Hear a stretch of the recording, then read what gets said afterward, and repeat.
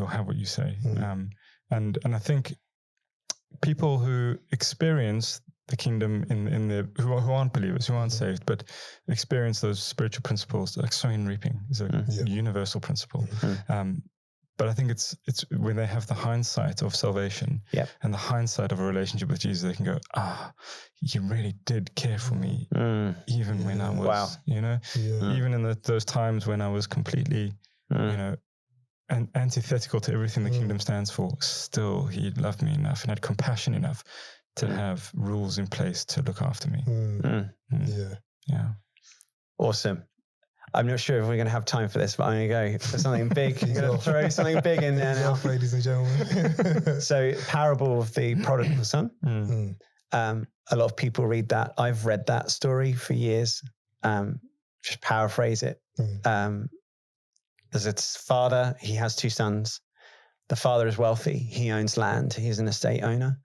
And the two sons, they're different. One wants his inheritance so he can go off and party, and the other wants to stay at home and work. Let's say son number one is the party goer. He goes out and spends his father's inheritance and wastes it. I mean, firstly, just to say it's amazing that his father had the money, had the cash to hand over half the inheritance in cash to his son. But anyway, point being, he spends all of it. He gets really low and ends up feeding the pigs, as a job. And he cries out to God. He cries out to his father, if you like, that I've made all these mistakes. But even the staff in my father's household are well looked after. What have I done? Goes back home, but he goes back home with like a fear of man, like fear of what is his father going to say, and heads back home. His father's looking for him, and whilst he's far off, his father sees him and runs to his son, gives him a massive hug. They call it the prodigal hug.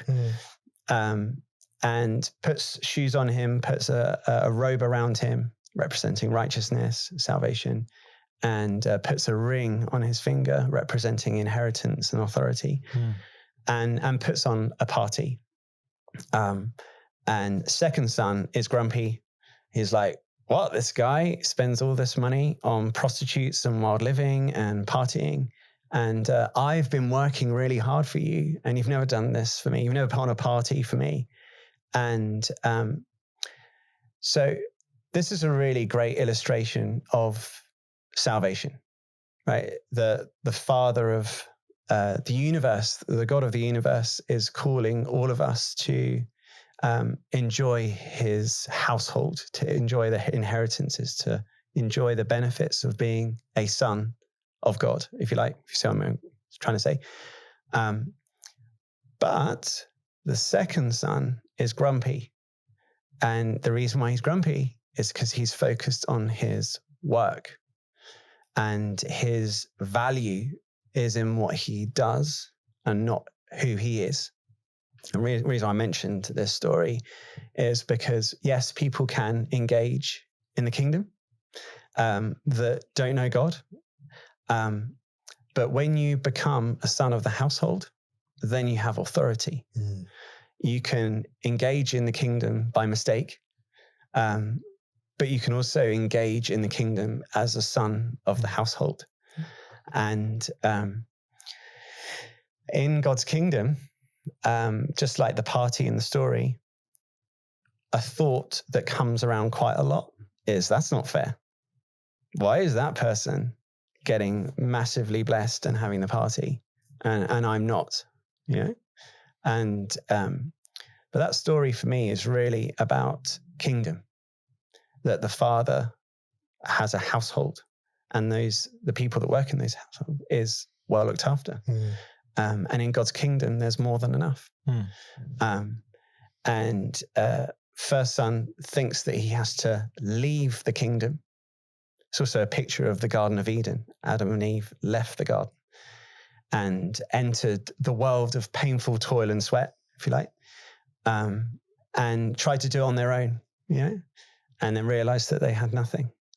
And then the second son is kind of like the person that's in the household, but he just doesn't realize what he's got, and thinks that by him doing stuff, he has value. So, what do you guys think of that? It's an interesting picture. Over to you. What's yours, Olivier? It's funny that you said that story, because I feel like this is going to be telling. I always identify with the other son who stayed behind. Because I feel like that poor guy gets a terrible rap. It's like Doubting Thomas. Guys, he believed in the end, okay? And then we still call him Doubting Thomas. But because I hear what you're saying. And I actually think you've triggered me, Martin. And I was joking. So the other guy who stayed behind, from his perspective, he was participating in the kingdom. And because I'm going to go a little bit deeper in the story, because I actually looked into this and I was like, why is he getting such a hard time? When, like, in that culture, for you to say to your dad, give me my inheritance, you're saying, basically, I want you to die, because you don't get your inheritance until your parents are dead. So he is double disrespecting his dad, right?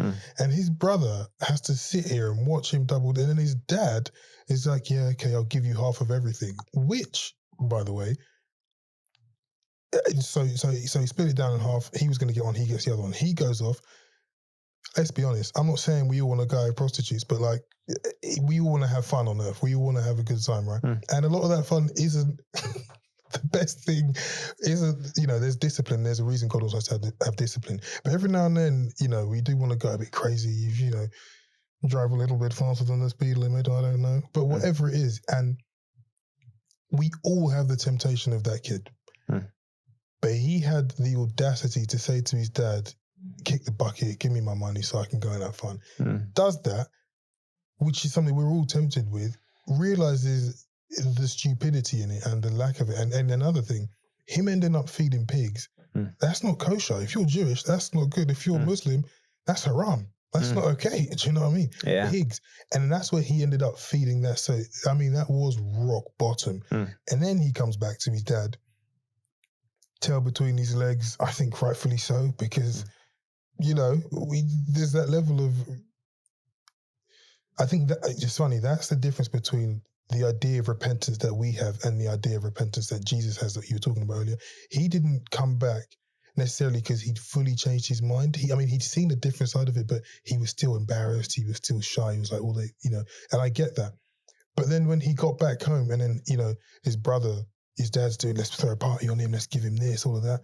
And his brother's out in the back still tending to the cattle and stuff. And his dad's like, why won't you come in and enjoy the party? He's like, I feel for that guy, because I'm like, what are you talking about? He's like, oh yeah, but I'd have thrown the party for you anyway. It's like, well, then why didn't you? I get how he feels. It's like, I've been here doing what you wanted me to do, because I genuinely believe in what you say. You say this is the right thing to do, so I'll do it against my will. And he does whatever he wants and he gets the party. Doesn't that incentivize me to go nuts only to come back to your grace? And I'm not saying I'm right, by the way, but I'm saying I really do feel for that guy, because we were talking about it earlier. I like structure because I see the benefit of it. And I think maybe it's growing up without a lot of structure in my life. When I grew up and started implementing stuff, or other people would implement it, I could see, okay, there is benefit to this. Yeah, I have to, I can't hang out with the friends I want to, but if I stay here and do this, my grades will be a little bit better. So I can see the benefit of the structure. And when I implement it to my own, like the battles in myself, when it comes down to it, that guy did whatever he wants and he still ends up at the finish line at the same time as me. There's a little bit of me that's like, I don't know. So, but I do, look, maybe we'll cut this story out because it doesn't really go with the point of what we're talking about. But I do agree. I can see both sides. I understand there's a participation in the kingdom that is partial, but then like you were saying, the guy that came back, the guy who realized he had nothing, and when he came back to his dad, therefore his dad could give him everything, right? Whereas the guy who was there doing most of it and he only needed his dad 25% or whatever, then his dad could only bless him 25%. And I get it. I do get it from both sides. I mean, I guess that's an insight into where I'm at. Yeah. I'm not necessarily 100% sure on how to dive in fully into the kingdom, because I'm working on the structure. I'm working on doing what I'm supposed to do because it's the right thing to do. And there is fruit from it. And if that's the most fruit you've ever seen, it is a bit of a gamble. It's a bit of a risk to be like, there's even more, but it's going to happen in a way that you're uncomfortable. Even though it was hard for you to get here, it was hard for you to implement these things. Yeah.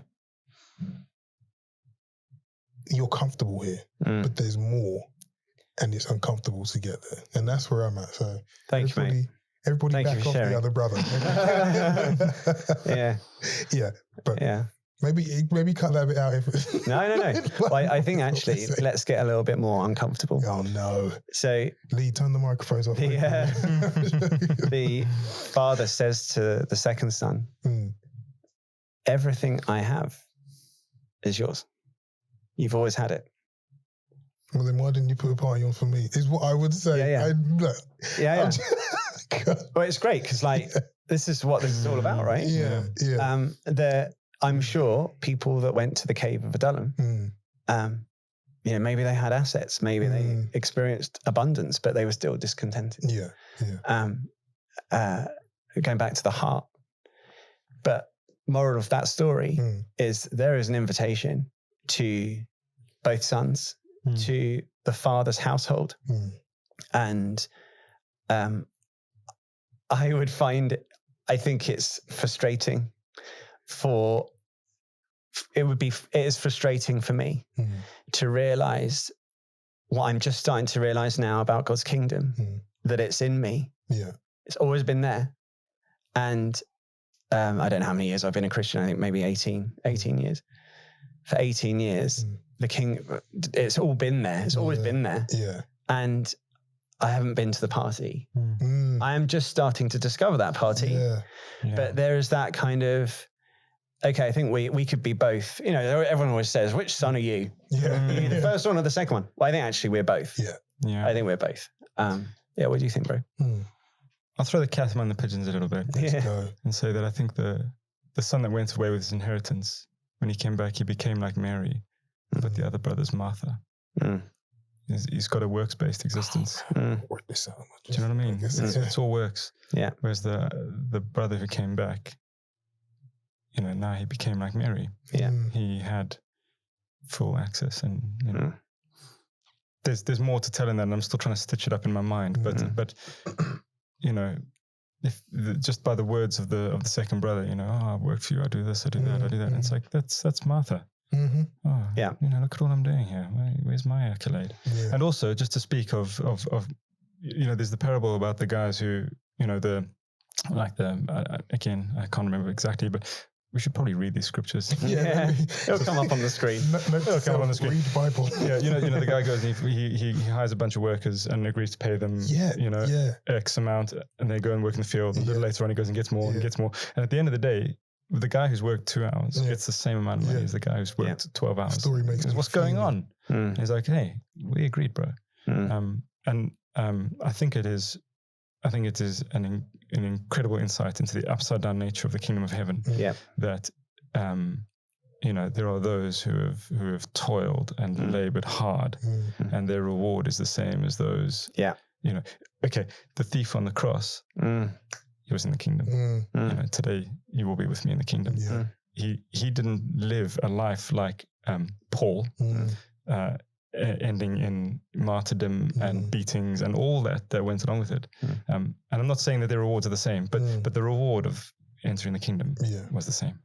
One at the 11th hour, one at the first hour. I think it's such an incredibly interesting conversation because I think we will find huge amounts of people that fit in this exact scenario. We are so focused on this world, on these incredible transformations and these phenomenal things that happen. We always, it's always posed to us that, you need to be the best at something, or, you need to have been down at the bottom in order for this transformation to mean something. And yet everybody has that. But I think there are a huge amount of people that sit into this group that go, well, I was the one who stayed behind and thought I was doing the right thing. I am the one who has been churched my whole life. I am the one who is just pretty normal and average. And somehow they seem to lose, if not more, how valuable the kingdom is. One can argue that, I don't know whether we call it the first or the second son, but the prodigal son now has this incredible revelation of what it's like to be in the kingdom that the other son doesn't have because he hasn't experienced the rest of it. But I think there's a huge amount of people that sit in that group who have not been down and out or off the rails or any of that, and therefore they seem to misunderstand or not see or feel the gravity of God's kingdom. And it'd be a really interesting thing to explore for those people actually who don't have this huge transformation and therefore maybe lack a little bit of revelation potentially. I think you're describing me. I think that's me. I'm being on, because it's, I think there's familiarity breeds contempt, I think is the thing. And it's not that I'm contempt. Well, I guess it is. I mean, the other brother, you can hear from his voice, I guess there was a level of contempt. But then I think you raise a good point, but then my question would be, again, the practicality, that guy, me, right, who's like, it's just mundaneness. Yes, I know all of these things here. And the kingdom is in me. And the frustration of being like,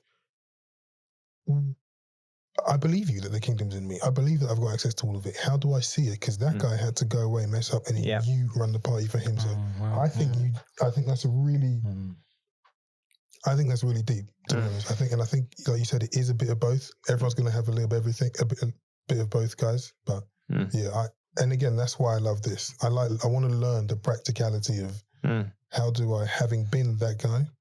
I would like to be brave and suggest that those who have stepped away or been at the bottom of the barrel have experienced the miraculous in their return and their acceptance into the kingdom.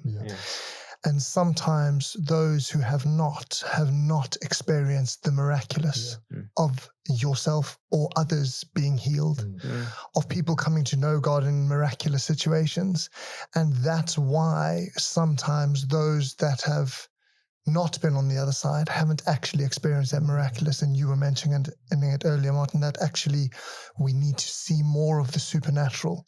So the supernatural is not only I have been down and out and now I am accepted into the kingdom or return to it, but actually the miraculous is in the everyday, in seeing people being healed, seeing people come to know the Lord, seeing people's just the miraculous as we did in the Bible. And that is hugely lacking in our current existence. Wow. Well said.